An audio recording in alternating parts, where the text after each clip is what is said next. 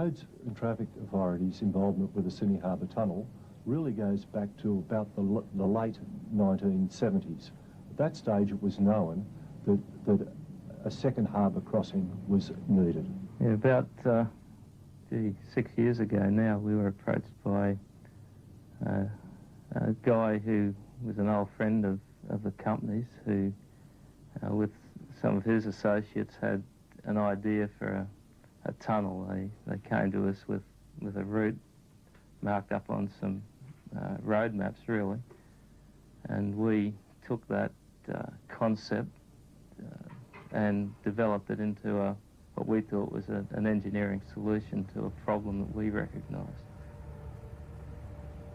In about the end of 1985, we took our proposal to Transfield Constructions, and they immediately seized on the opportunity. They in turn invited Gumi to participate.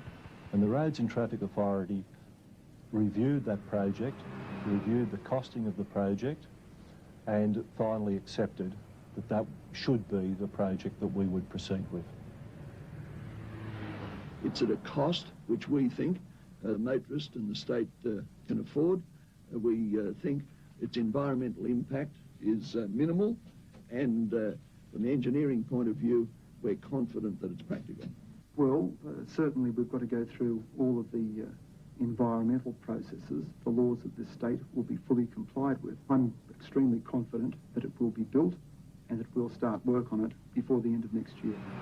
What would happen if nothing were done, basically, would be the traffic levels on the bridge would continue to increase until by the year 2000, you were looking at traffic levels of about 230,000 plus on an average weekday.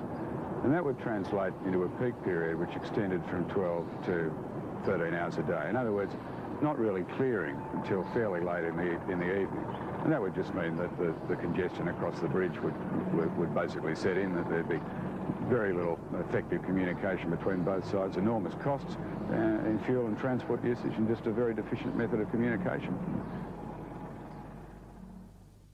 A lot of peak spreading is natural, but quite apart from that, there's not much lost in schedule in your journey making to get the best utilisation of a very expensive facility. And of course, whilst this is all happening, public transport becomes relatively more attractive. People ask themselves whether they're living in the right place or working in the right place. And so you get changes in the land use pattern. We felt that there was a real possibility of economic downturn for Sydney if congestion on the bridge stayed the way it was. We considered it was really starting to affect business.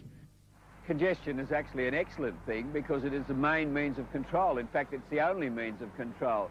It's an interesting thing throughout the world that when people do anything to increase the average speed of cars, which interestingly enough is about 16 kilometres an hour in most cities in peak hours, if you do anything to increase that speed, right, then simply more cars come till the level falls again to 16 kilometres an hour. It all seems to work on a public acceptance level, which is pretty common the world over.